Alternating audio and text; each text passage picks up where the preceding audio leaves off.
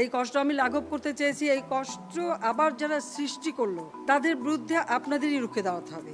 যে এই বাটপার, এই প্রতারক, এই যে ভুয়া তথ্যগুলো, ভুয়া বিচার চেয়েছে এবং আপনাদের মিডিয়ার কাছে কিন্তু বারবার একটি কথাই বলছে, দেশবাসীকেই রুখে দাঁড়াতে হবে, এর বিচার তাদের করতে হবে।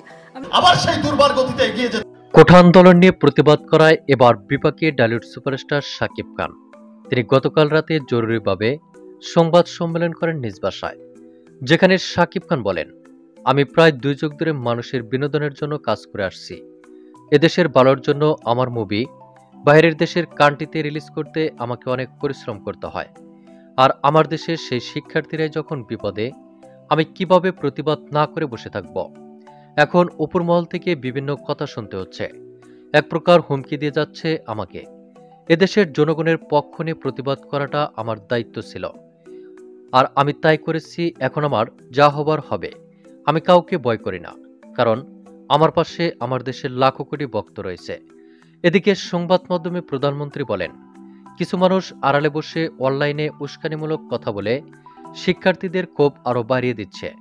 আমি এদের বিচার চাই। এছাড়াও প্রধানমন্ত্রী বলেন, এদের বিচার এদেশের জনগণই করবে।